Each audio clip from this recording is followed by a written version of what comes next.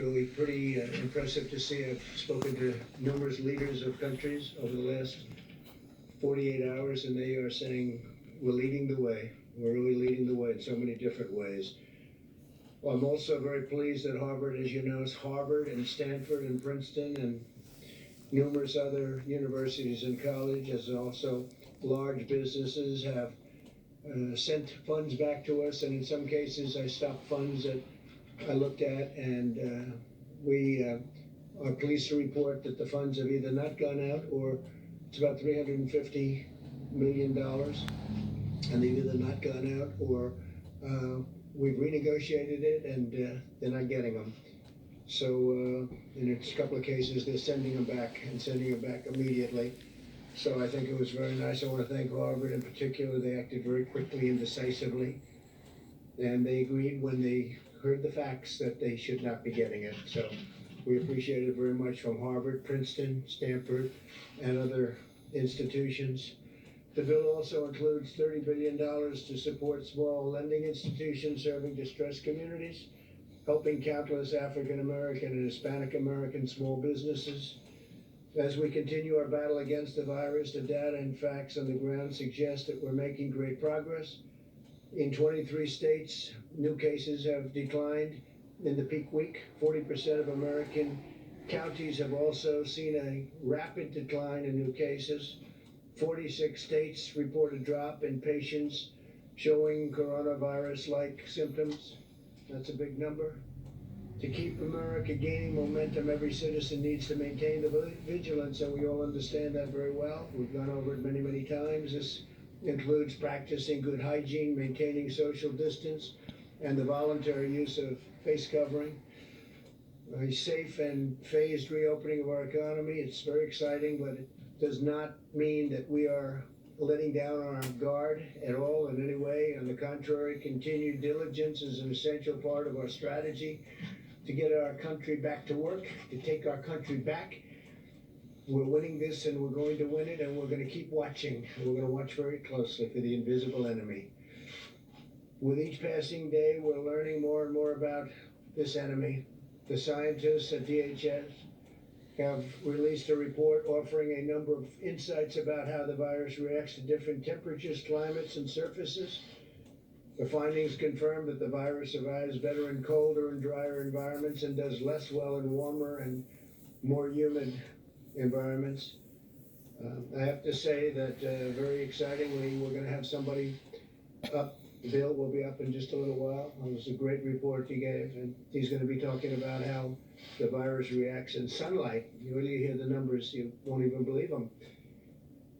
U.S. trials of the COVID-19 have been going on and have been approved in the United States, Germany, UK, and China. That's big news.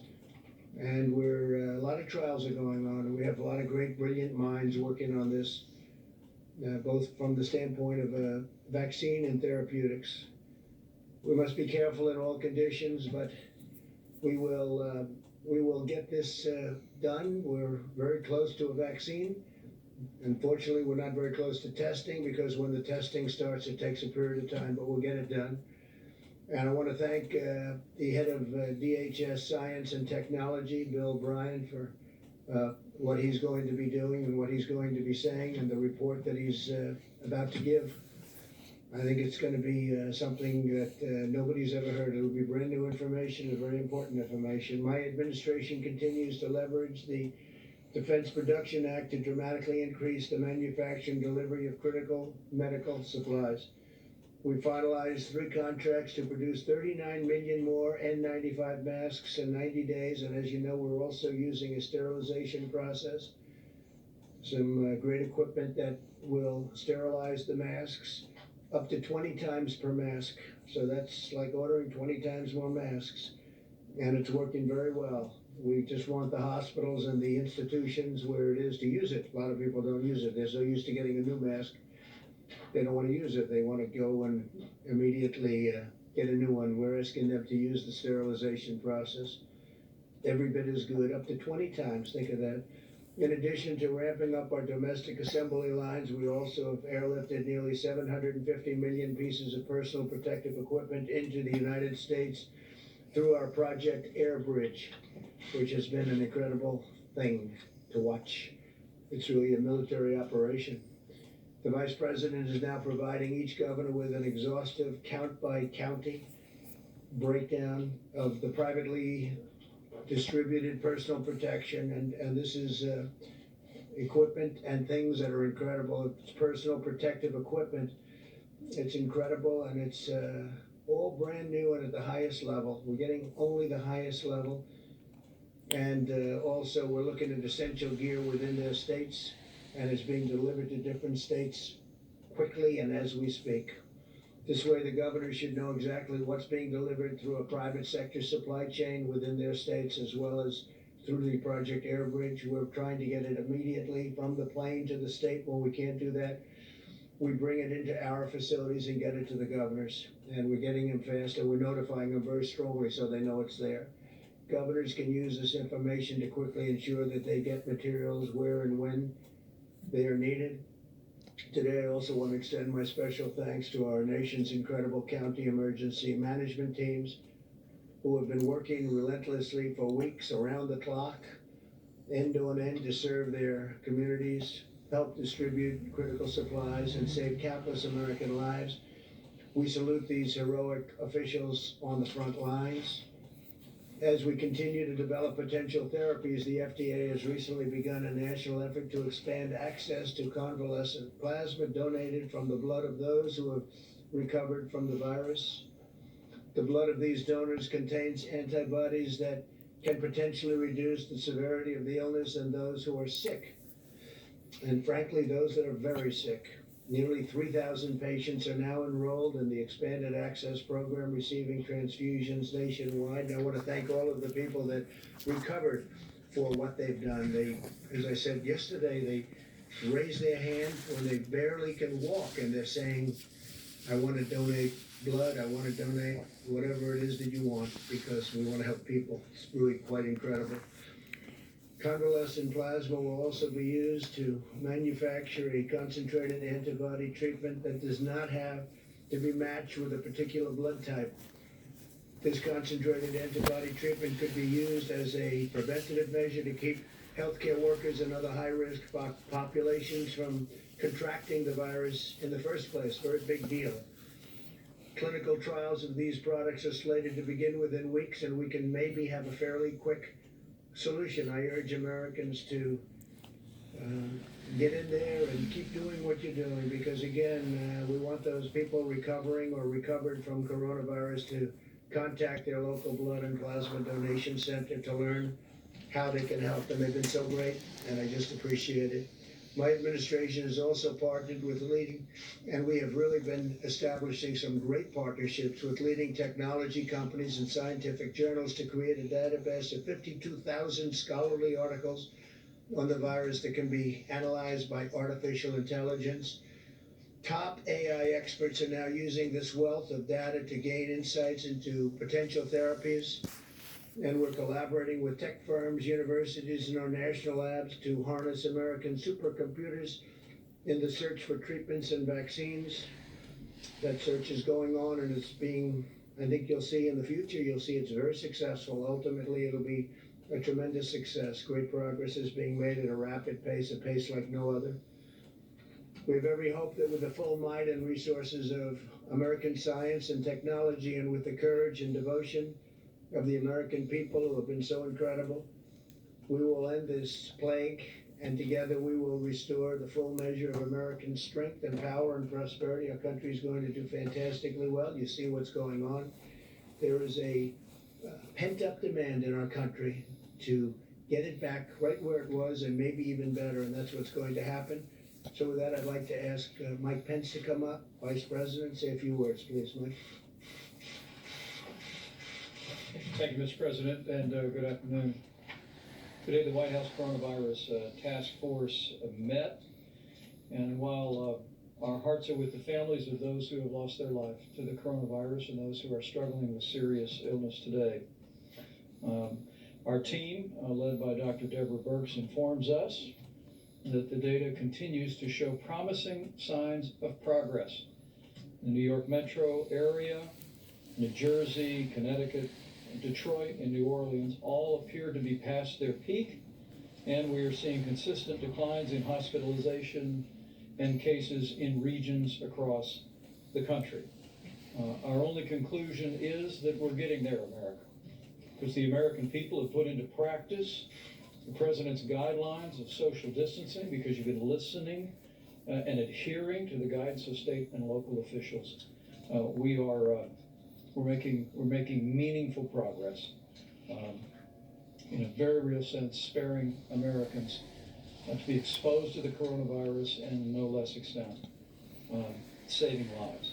Our task force actually believes, Mr. President, that if we continue these mitigation efforts in the days ahead, as states implement their policies, including phased reopening that will preserve those gains, we do believe by early summer we could be in a much better place as a nation with much of this coronavirus epidemic behind us.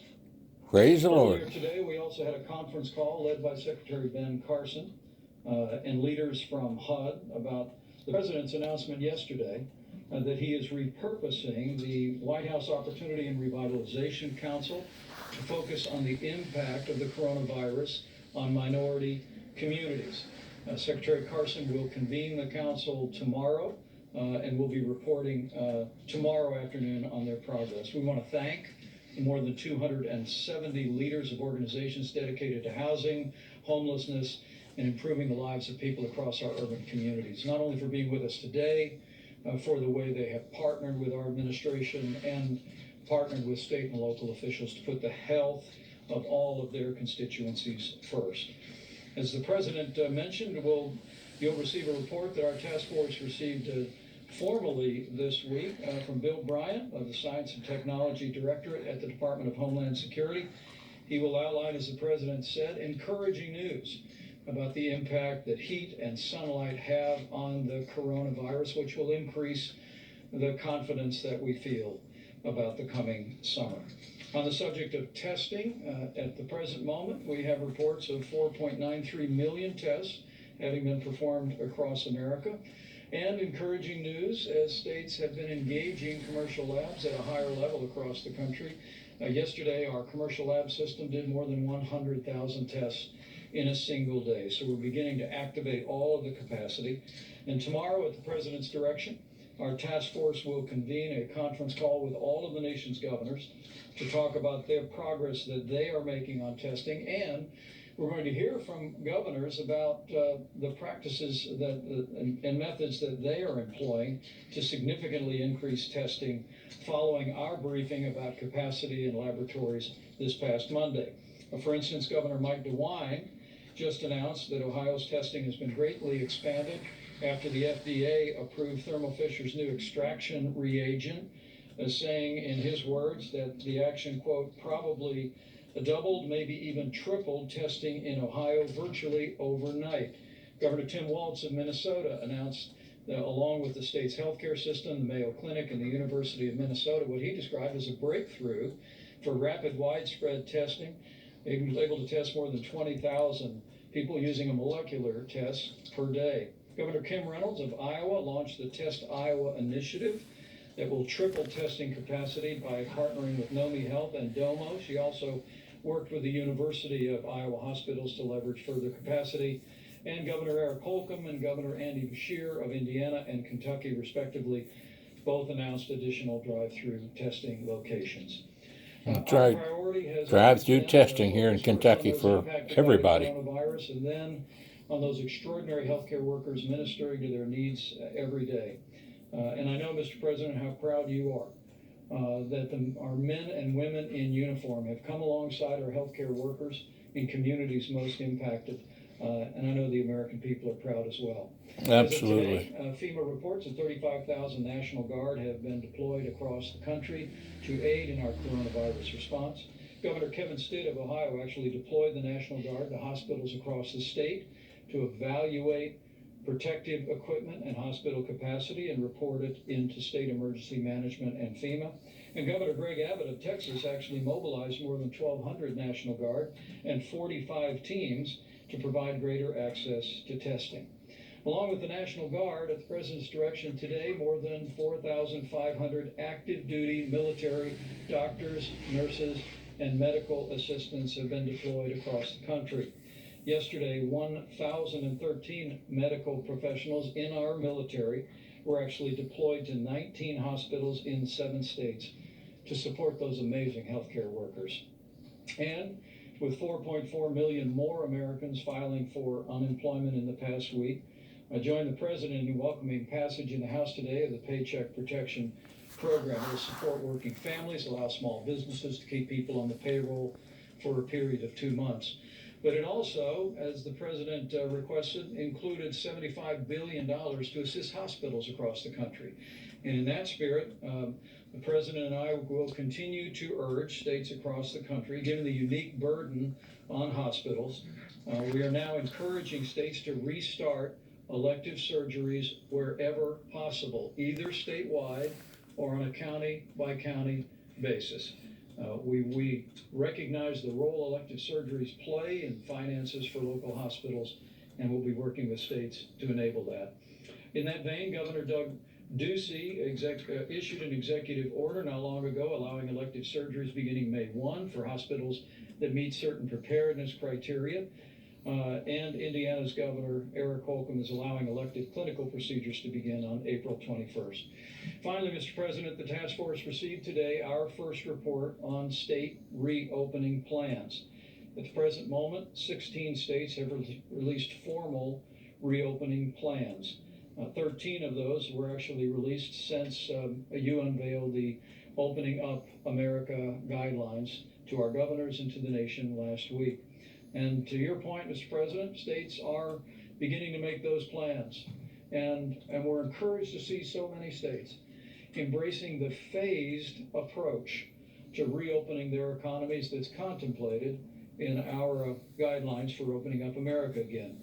For instance, Governor Mike Parson of Missouri announced the Show Me Strong Recovery Plan has 2 initial phases intended to protect the most at risk.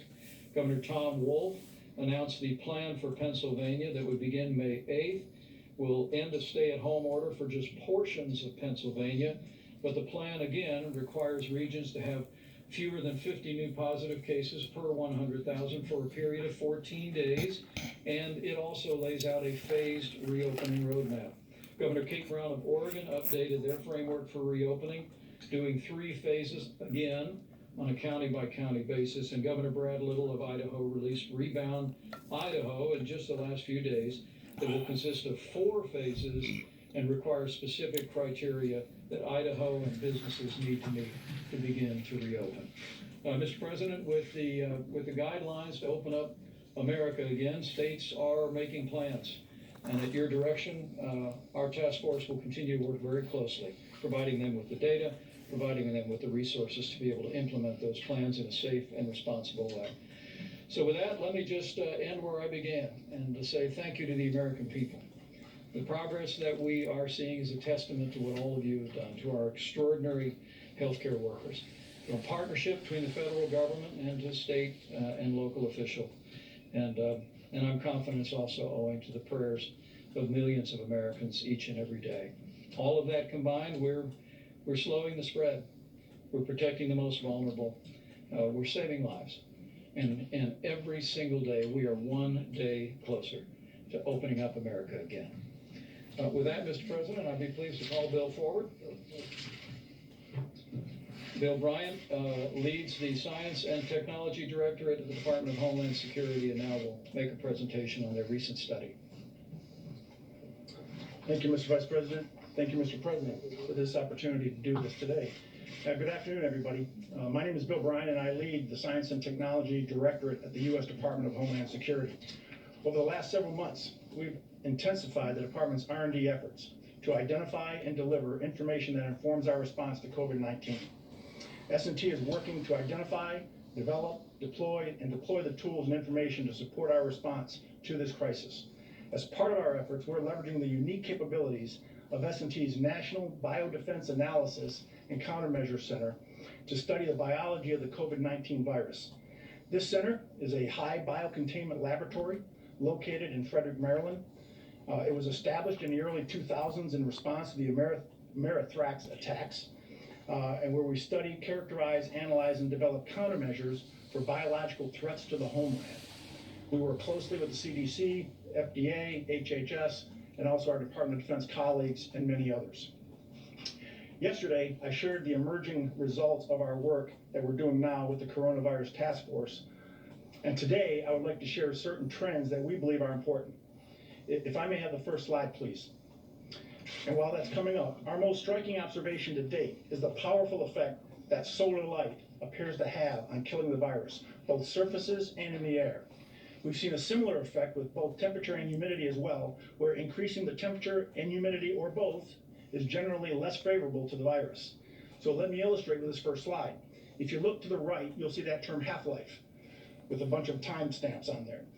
First, let me tell you what a half-life is. We don't measure the virus as far as how long will it live on the surface. We have to measure the decay of the virus in terms of its half-life, because we don't know certain elements. We don't know how much a person expectorates when he spits, right? When he sneezes, whatever the case may be, we don't know how much a virus is in there. So that has a bearing on how long the virus is going to be alive and active. So we measure it in half-life, because half-life doesn't change. So if you look at an 18-hour half-life, what you're basically saying is that every 18 hours, the life of the virus is cut in half. So if you start with 1,000 particles of the virus, in 18 hours you're down to 500, in 18 hours after that you're down to 250, and so on and so forth. That's important as I explain the rest of the chart. If you look at the first three lines, when you see the word surface, we're talking about non-porous surfaces, door handles, stainless steel. And if you look at as the temperature increases and as the humidity increases, with no sun involved, you can see how drastically the half-life goes down on that virus. So the virus is dying at a much more rapid pace just from exposure to higher temperatures and just from exposure to humidity. If you look at the fourth line, you inject the sunlight into that, you inject UV rays into that, the same effects on line 2 at 70 to 75 degrees with 80% humidity on the surface, and look at line 4, but now you inject the sun, the half-life goes from 6 hours to 2 minutes. That's how much of an impact the UV rays has on the virus. The last two lines are aerosols. What does it do in the air? We have a very unique capability. I was discussing this with the president prior to coming out. He wanted me to convey it to you on how we do this. I believe we're the only lab in the country that has this capability. But if you can imagine a Home Depot bucket, a 5-gallon Home Depot bucket, we're able to take a particle, and this was developed and designed by our folks at the NBAC. We're able to take a particle of the virus and suspend it in the air inside of this drum and hit it with various temperatures, various humidity levels, multiple different kinds of environmental conditions to include sunlight, and we're able to measure the decay of that virus while it's suspended in the air. This is how we do our aerosol testing. We work with Johns Hopkins Applied Physics Lab, and we actually developed a larger drum to do actually more testing, and it's 4 times the size of that. So this is the capability that we bring to this effort. So in summary, within the conditions we've tested to date, the virus in droplets of saliva survives best in indoors and dry conditions. The virus does not survive as well in droplets of saliva, and that's important because a lot of testing being done is not necessarily being done, number 1, with the COVID-19 virus, and number 2, in saliva or respiratory fluids. And thirdly, the virus dies the quickest in the presence of direct sunlight under these conditions. And when you look at that chart, look at the aerosol as you breathe it. You put it in a room, 70 to 75 degrees, 20% humidity, low humidity. It lasts, the half-life is about an hour. But you get outside and it cuts down to a minute and a half. Very significant difference when it gets hit with UV rays. Mr. President, while there are many unknown links in the COVID-19 transmission chain, we believe these trends can support practical decision-making to lower the risks associated with the virus. If I could have my next slide, and while that comes up, you'll see a number of some practical applications. For example, increasing the temperature and humidity of potentially contaminated indoor spaces appears to reduce the stability of the virus. And extra care may be warranted for dry environments that do not have exposure to solar light. We're also testing disinfectants readily available. We've tested bleach, we've tested isopropyl alcohol on the virus, specifically in saliva or in respiratory fluids. And I can tell you that bleach will kill the virus in 5 minutes. Isopropyl alcohol will kill the virus in 30 seconds, and that's with no manipulation. No rubbing, just spraying it on and leaving it go. You rub it and it goes away even faster. We're also looking at other disinfectants, specifically looking at the COVID-19 virus in saliva. This is not the end of our work as we continue to characterize this virus and integrate our findings into practical applications to mitigate exposure and transmission. I would like to thank the President, thank the Vice President for their ongoing support and leadership to the Department and for their work in addressing this pandemic. I would also like to thank the scientists, not only in S&T and the NBAC, but to the larger scientific and R&D community. Thank you very much. Brian? Mr. Brian? Thank you very much. So I have, Bill, a question that probably some of you are thinking of if you're totally into that world, which I find to be very interesting. So supposing we hit the body with a tremendous, whether it's ultraviolet or just very powerful light, and I think you said that hasn't been checked, but you're going to test it.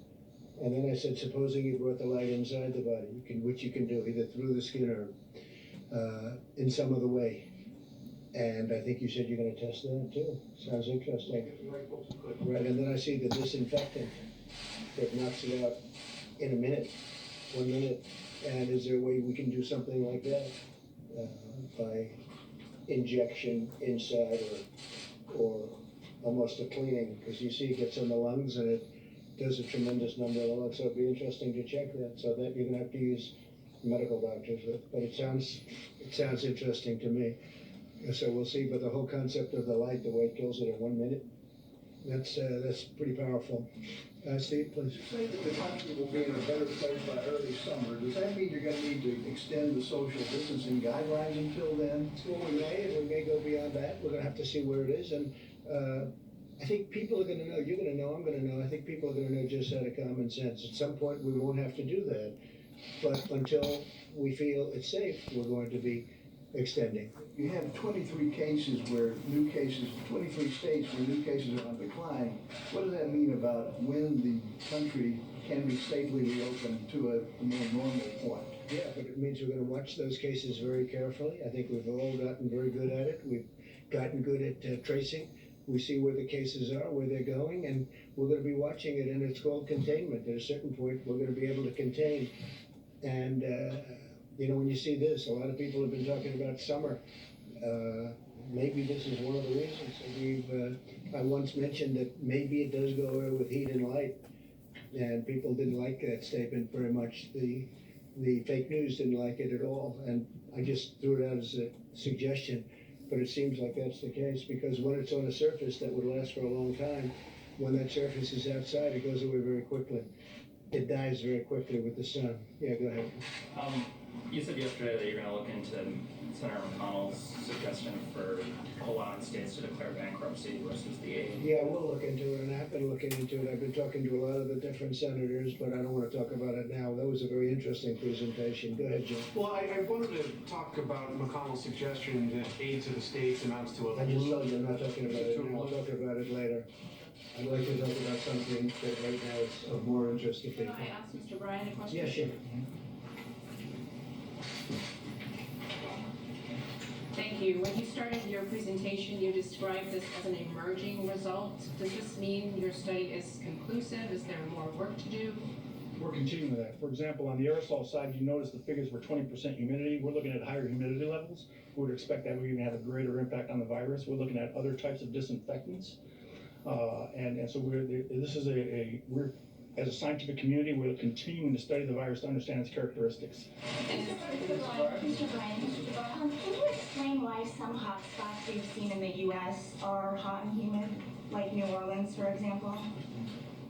Let me explain. If you look at the coronavirus as a chain with many links, what we've done through our study is we've identified some of the weak links in that chain that the transmission of the virus depends upon. We identified that heat and humidity is a weakness in that chain. We've identified that sunlight, solar light, UV rays is a weakness in that chain. That doesn't take away the other activities, the guidance from the White House, the guidance from the CDC and others on the actions and steps that people need to take to protect themselves. This is just another tool in our tool belt, right? Another weapon in the fight that we can add to it. And in the summer, we know that summer-like conditions are going to create an environment where the transmission can be decreased, and that's an opportunity for us to get ahead. But the president mentioned the idea of cleaners, bleach, and isopropyl alcohol, you mentioned. There's no scenario that could be injected into a person, is there? No, I'm here to talk about the findings that we had in the study. We don't do that within that lab, our labs. Are we simplifying the injection? We're talking about almost a cleaning sterilization of an area. Maybe it works, maybe it doesn't work, but it certainly has a big effect in its devastation. So are we simplifying too much by saying that it'd be better with the warmer weather and the sun coming out more and more if people would be outside than staying inside their home, confined to the four walls of the house? It would be irresponsible for us to say that we feel that the summer is just going to totally kill the virus and that it's a free-for-all and that people ignore those guides. That is not the case. We have an opportunity, though, to get ahead with what we know now and factor that into the decision makings for what opens and what doesn't. But you're saying on surfaces, the heat, the hot summer, and whatever other conditions, humidity and lack of humidity, that would have an impact. So that on surfaces where it can be picked up, it will die fairly quickly in the summer, whereas in the winter it wouldn't die so quickly. Yes, Mr. President. When it's exposed to UV rays, take a playground equipment, for example. The UV rays hitting a piece of playground equipment will kill the virus when it hits on the playground equipment. But underneath, where the sun does not get, if someone touched that and had it on their hands, it could still be there, right? It has to be in direct light of the UV rays. With the sun, it's on somebody's hands, right? And they haven't touched their face and all of that. And it's exposed to the sun. I know, but if they're outside, right, and their hands are exposed to the sun, will that kill it as though it were a piece of metal or something else? I don't want to say it will at the same rate because it's a non-porous surface. What we do know is that we looked at the worst case scenario and the virus lives longer on non-porous surfaces. So porous surfaces, it doesn't live quite as long. So in theory, what you said is correct. This is sort of semi-non-porous, yes, correct? Yes, Mr. President.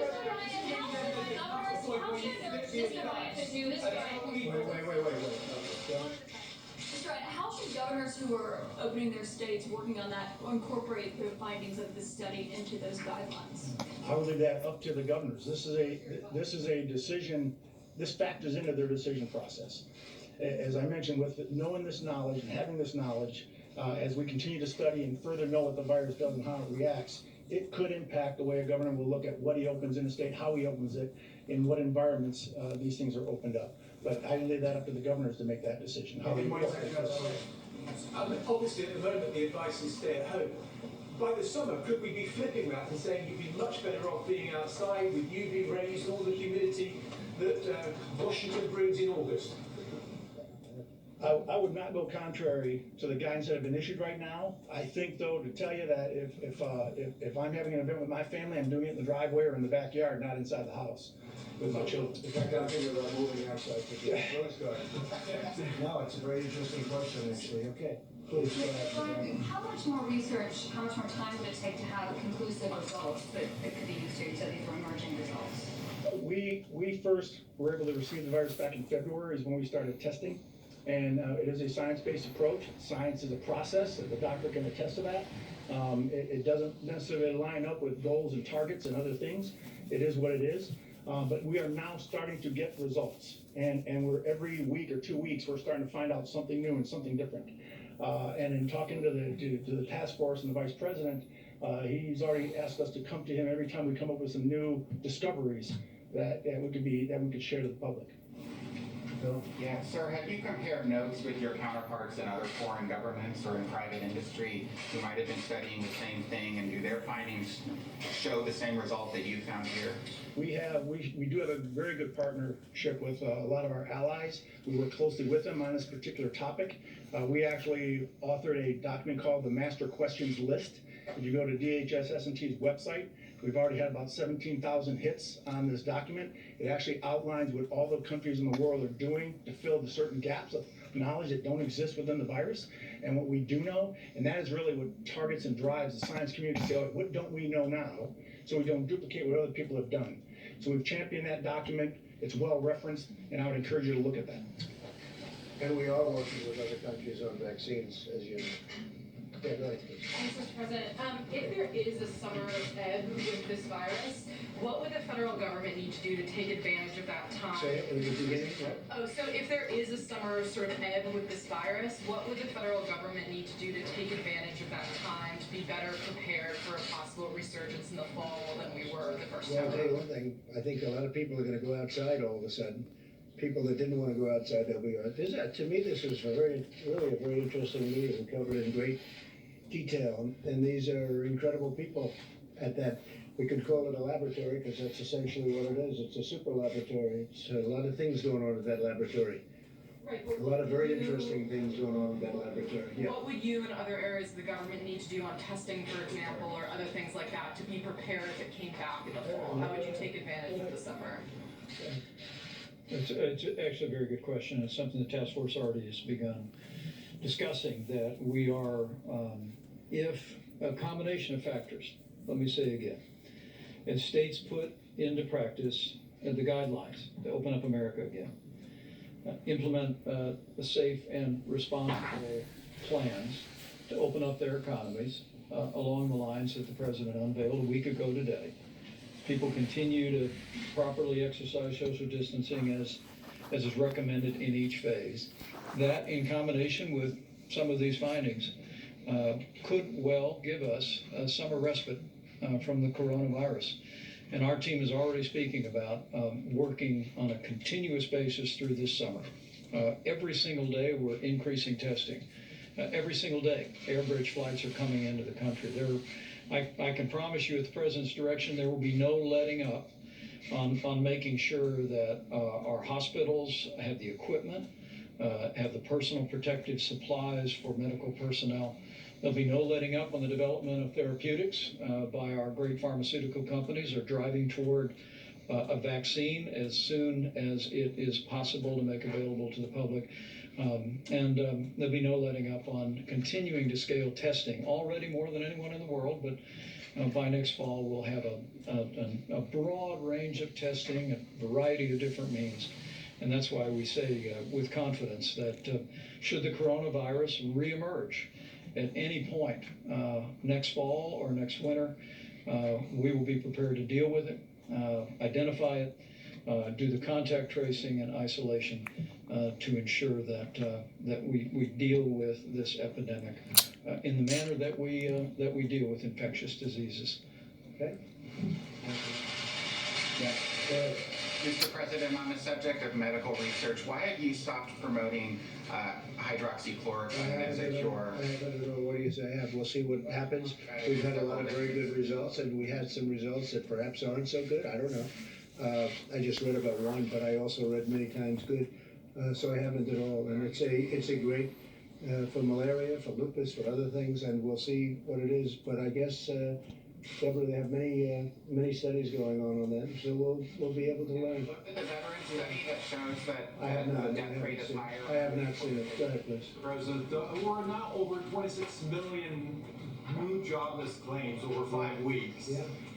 How, the Vice President talked about this summer getting better, but what do your economists tell you about the time it's going to take to you in the U.S. to create Well, I know those a jobs lot back? about economists. Yeah. September, Sure. October? Well, let me go. We know the rest of the question, right? So I know a lot about economists, and the answer is they have no idea. I think I have as good an idea as anybody, and I think our economy will start to pick up very substantially as soon as the states get open, and that's happening as we speak, and it's actually very exciting, and people are just thrilled to see it, because our country has